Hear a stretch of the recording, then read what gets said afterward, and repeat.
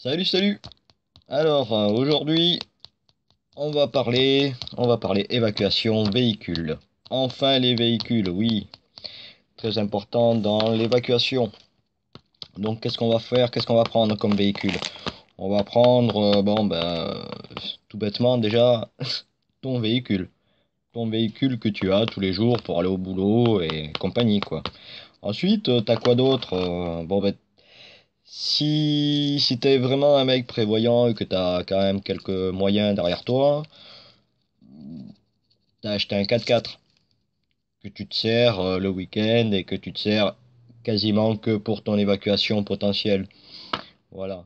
Un bon petit 4x4 et encore pas le 4x4 de ville pour monter les trottoirs, hein. Non, pas celui-là, hein. Non, non, le vrai 4x4, le costaud, quoi. Le bon vieux 4x4. Mais alors celui vieux, un bon 4x4, ben t'as la Jeep Willys. Déjà, là, t'es sûr que c'est infaillible. Et puis, t'as le Toyota BJ, toute la série des BJ. Ça, c'est un monstre, ça passe partout. C'est increvable. Et puis surtout, t'as pas d'électronique embarquée, quoi. C'est ça le truc. C'est que t'as pas d'électronique embarquée. Voilà. Parce que dans une évacuation, tout dépend ce qui arrive. Même ce soit des météores, en explosant dans l'atmosphère, peuvent dégager des ondes électromagnétiques. Donc, ce qui fait que ça équivaut à une bombe nucléaire et ce qui fait qu'en fait, ton électronique, eh ben, tu peux t'asseoir dessus, quoi. T'auras beau tourner la clé de ton véhicule, démarrera pas le mec, hein. Voilà, c'est tout. Tandis que le bon vieux 4x4, bien désuet, qui a pas d'électronique embarquée, lui, tu vas lui mettre un petit coup de démarrage, il va démarrer le mec, hein.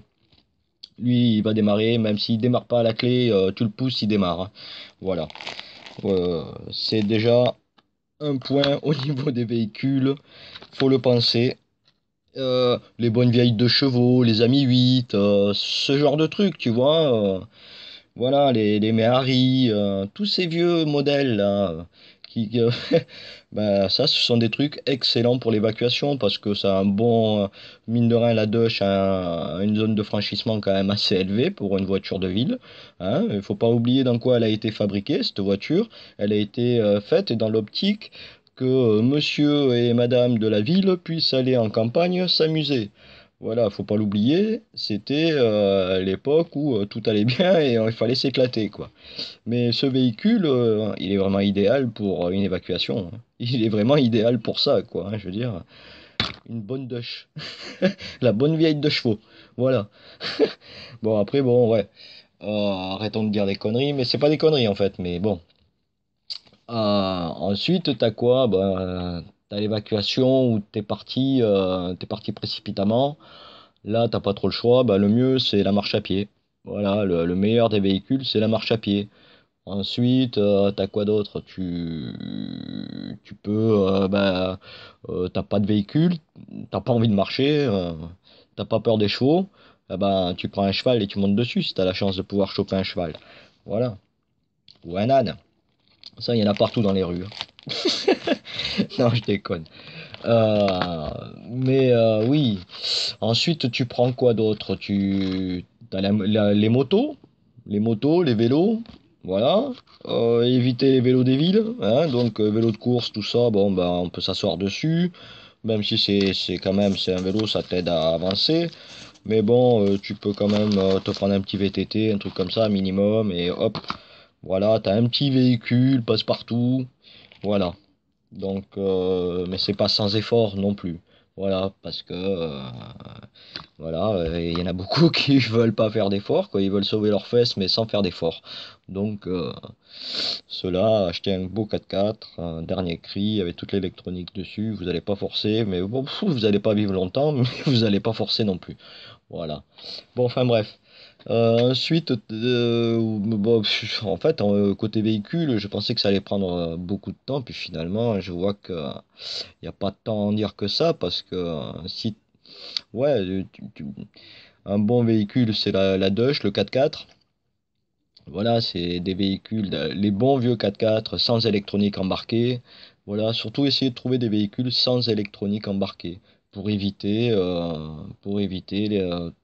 tous les soucis qu'il peut y avoir au niveau électromagnétique. Voilà, parce que dans plusieurs scénarios, ça peut rentrer en ligne de compte. Euh, voilà, que ce soit un météore qui rentre, une guerre nucléaire ou bien d'autres choses, et puis peut-être même des armes qu'on ne connaît pas encore, hein. Je veux dire, ils sont tellement cons, ces scientifiques, qui sont capables de nous avoir fabriqué des trucs et pas de nous l'avoir dit, hein. Ça, enfin bref. Donc les véhicules, soit c'est du véhicule ben, animal, quoi, c'est-à-dire des chevaux, tout ça, soit des véhicules motorisés. Mais des véhicules, pensez-le, avec un bon système de franchissement. C'est-à-dire que moi, à l'heure actuelle, avec mon véhicule actuel, je vais pas très loin, hein. Je me leurre pas, hein, je me leurre pas, hein. Euh, c'est pas un véhicule pour aller dans la cambrousse et compagnie, hein. Non. Déjà, la dernière fois, je passais un passage à gué.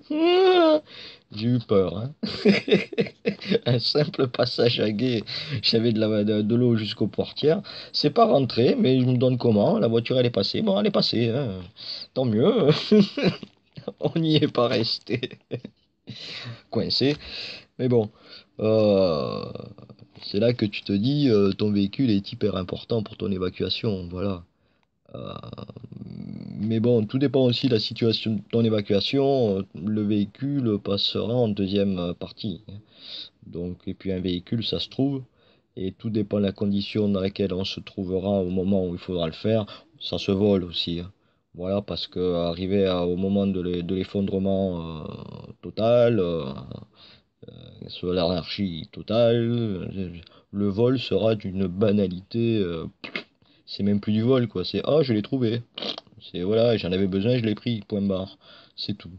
Arrivé à un certain niveau, ça sera comme ça, quoi. Faut pas se leurrer. Ah, il n'y aura plus de vol, hein. C'est plus du vol, c'est du je me sers, quoi. C'est même pas du pillage. C'est au-dessus de tout ça, quoi. Même là, on en est encore très très loin du vol. Enfin bref. Donc les véhicules, soit tu le prévois avant, et si tu le prévois avant, et que ben toi tu as prévu ton super 4x4 dernier cri, avec différentiel, machin et tout. Voilà, avec pouf. Et puis en fait, tu te rends compte qu'au premier schisme électromagnétique, ton beau 4x4 que tu as payé, je sais pas combien, tu t'assois dessus, un BJ à l'heure actuelle, un BJ, un Toyota BJ, t'en as pour même pas 5000 euros. T'as un truc qui roule et qui va en avaler du terrain, quoi. Crois-moi, et du dénivelé, du machin et tout. Et c'est un monstre, quoi. C'est un monstre, quoi. C'est du passe-partout, quoi. C'est l'un des meilleurs 4x4 qui existent, quoi. T'as le Range Rover, le Toyota, hein, et la Jeep Willys. Voilà, pour moi, un 4x4, c'est ça, quoi. Ça, c'est des monstres. Ça passe partout. Et, et d'ailleurs, bon nombre d'expéditions de par le monde dans des endroits pas possibles se font avec ces véhicules-là, hein. Pendant des années, ça s'est fait avec cela, alors qu'ils avaient des véhicules bien meilleurs, et pourtant ils faisaient avec ce genre de truc. C'est pas pour rien. C'est pas pour rien que des types qui ont l'habitude de faire ce genre d'expédition, ils prennent des véhicules dans ce genre-là. C'est pas pour rien. Voilà. Donc, tu as la 4L aussi, qui est très bien, hein, qui est très bien la 4L aussi. Voilà, on n'y pense pas assez, mais voilà. Hein, quand on voit le truc, là, les 4L, le 4L Trophy, tu vois les 4L dans quoi elles passent, quoi, hein. Bon, voilà, tout est dit, quoi, hein. Donc, ensuite, ouais, tu as les motos. Alors, les motos aussi, par exemple, ben, évitez les carénages, quoi, hein. Prenez du cross, prenez du trail, de l'enduro. Mais prenez pas de la routière, prenez pas voilà, des Goldwyn, des trucs comme ça. Non, non, non, non. Les CR et compagnie. Pas les CR, hein, ah merde, je me souviens plus là. Enfin, des motos style course, quoi, hein, sur circuit. Non, celle-là, vous y pensez pas, c'est pas bon pour s'échapper, ça. Non, non, non, non. Le mieux, c'est un trail, une mobilette même, hein, même la mobilette, hein. Voilà, ça passe partout aussi, une mobilette, hein. Vous imaginez pas ce que j'ai pu faire avec un 103 pigeote. Oh putain. Celui-là, j'en ai fait. Il y avait des mecs en motocross qui ils me demandaient comment je faisais. Alors, pour vous dire, hein, tu peux faire ce que tu veux avec une mobilette. Voilà. Et puis une moto, ce qui est bien, c'est en moins de 3 heures, hop, tu tournes avec et en moins de 3 heures, tu l'as dans les pattes. Ça y est, la moto, tu en fais ce que tu veux. Enfin, personnellement, j'en fais ce que je veux. Voilà. C'est pour ça que je me suis toujours juré de jamais passer au-dessus de la 125 parce que sinon je me tue. Alors, comme j'ai pas envie de mourir, je ne prends pas au-dessus de la 125. C'est tout. Faut être conscient de son tempérament. Mon tempérament, quand je prends un guidon, c'est je tords le poignet à fond et voilà, quoi, c'est tout. Et je freine au dernier moment et je dérape, je saute, voilà. Je mets la bécane dans tous les sens, mais voilà, c'est mon tempérament. Donc si je prends plus haut qu'une certaine cylindrée, je sais que je vais droit dans le mur, que je vais me tuer. Alors non, je prends pas plus de la 125. Faut pas péter plus haut que son cul. Voilà. Je suis bon jusqu'à un certain niveau, après je suis une merde. C'est tout. Voilà. Faut pas péter plus haut que son cul. Ensuite, ouais, le 4x4, la moto, tiens, je parle d'expérience de moto. Et ce qui me fait penser aussi en 4x4, bon, moi j'ai eu la chance de rencontrer un homme qui était un l'ouvreur du, euh, de la finale du championnat de France de 4x4, de trial 4x4. Et je connaissais bien l'ouvreur parce que j'étais super pote avec son fils. Donc il m'a souvent emmené, il nous a emmené faire des trucs en 4x4 et tout avec son fils. Donc j'ai appris quelques techniques. Ce qui me fait penser à dire que si vous avez un 4x4 et que vous pensez vraiment dessus pour vous enfuir et pour vous sauver, euh, prenez contact dès aujourd'hui, si vous ne l'avez pas déjà fait, avec un club de 4x4. Parce que eux, ils vont vous apprendre comment vous servir de votre 4x4. Voilà, parce que c'est pas tout d'avoir un 4x4, mais il faut savoir s'en servir aussi. Voilà. Il y a des façons de descendre une pente, de monter une pente, de débloquer une situation. Voilà, bah vous prenez, je vais prendre un truc tout bête, hein, vous posez votre véhicule. Voilà, vous passez ou vous franchissez quelque chose et votre véhicule se pose, c'est-à-dire que vous avez les quatre roues dans le vide. Putain, vous faites quoi là? Vous faites quoi? Vous êtes tout seul. Vous faites quoi? Est-ce que vous avez un treuil à l'avant, à l'arrière, sur votre véhicule? Oui, non? Ah, souvent on en a un à l'avant, mais pas à l'arrière. Donc comment faire pour faire des allers-retours de manière à pouvoir faire toucher tes roues, quoi. Il faut que tu fasses toucher au minimum une roue, hein. C'est un 4x4, hein. Donc au moins une roue doit toucher de manière à pouvoir donner le déséquilibre suffisant à ce que ton véhicule retombe sur sur plus de roues et voilà, et c'est franchi et c'est gagné. Voilà. Donc apprenez à vous servir d'un 4x4. C'est pas tout d'en avoir un, de faire le kéké, d'aller chercher les gosses à l'école. Regarde mon beau 4x4, ah, ah, ah, ah. Et puis le jour où t'en as besoin, ben, tu sais même pas comment t'en servir, quoi. Voilà, à part monter un trottoir, tu vas être paniqué, quoi. Voilà, c'est tout. Ensuite, pardon, il y a bon, le 4x4, oui, c'est l'un des meilleurs. Après, tu as la Dodge. La moto, c'est pareil, il faut faire très attention. Si vous en prenez une, faites attention ben, parce que faut la charger. Parce que vous allez partir avec votre sac à dos, tout ça. Charger une moto, ça s'apprend aussi. Ça s'apprend parce qu'on ne charge pas une moto comme on charge une voiture. Parce que t'as des points d'équilibre à respecter. Voilà, parce que tu peux charger, mais intelligemment. Voilà, il faut que tu répartisses le poids sur ta moto. Faut pas être idiot. Voilà, tu vas pas tout mettre d'un côté, quoi. Ça serait complètement stupide. Hein, et pas tout à l'arrière, pas tout à l'avant, pas tout au milieu. Voilà. Et n'oublie pas que tu dois y être aussi sur la moto. Voilà. Moi, j'ai vu un rigolo une fois, partir en balade moto, le mec il commençait à charger sa moto, tu sais pas, patin coup fin, il a chargé la moto, il avait oublié que le mec il devait la conduire la moto. Il avait mis des trucs partout. Et il pouvait plus monter sur sa moto. Il a dû tout enlever, tout refaire. Ouais, il faut être con quand même. Mais bon, des fois, on en trouve. Hein. On en trouve la preuve. J'en avais trouvé un là, ce jour-là. Enfin bref. Il nous avait bien fait rire, lui. Ah, et puis bon. Donc oui, les véhicules, pensez-le avant. Et puis, dans le pire des cas, vous prenez votre propre véhicule, quoi. Alors maintenant, si vous prenez votre propre véhicule, tu as quelques règles à respecter, tout bête. Euh, minimum, toujours avoir au moins la moitié de ton réservoir plein. Voilà, c'est même je n'utiliserai que cette règle. Que cette règle. Voilà, toutes les autres, tu les prends, tu les jettes à la poubelle.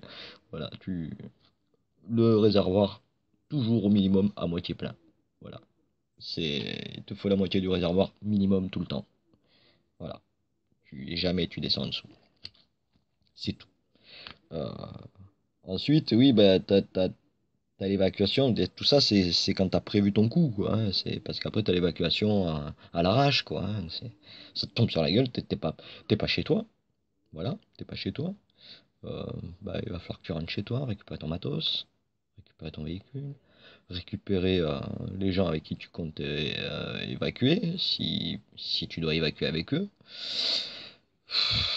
Donc le véhicule, très important là-dedans. Ensuite, voilà, tu dois faire ton choix de véhicule en fonction bah, de l'évacuation que tu veux faire. Si tu évacues tout seul, une moto suffit, un vélo, même à pied. Mais si tu évacues en famille ou avec un groupe, là il va te falloir minimum 2, ouais, 1, 2, 3, 4, 4, voire un camion, voire comment ça s'appelle là, les camping-cars. Voilà. Donc, un camping-car aussi, ça passe pas partout. C'est pas comme un 4x4, t'as des 4x4, camping-car. Ou camping-car 4x4. Mais tout le monde n'en a pas et tout le monde n'a pas les moyens aussi. Donc, si vous voulez vous acheter, moi, ouais, je vous conseille, le mieux, c'est le. J'en reviens là-dessus, sur le BJ, quoi, Toyota BJ. Voilà, tu peux le transformer, tu peux faire tu peux te faire un petit mobil-home à l'intérieur. Voilà, et puis côté franchissement, c'est énorme, quoi. Ça passe partout, ça passe partout. Je vais pas dire que ça grimpe aux arbres, mais j'en suis pas loin, quoi, de te le dire. Et puis pour le prix, pour même pas 5 000 euros, tu peux en avoir un.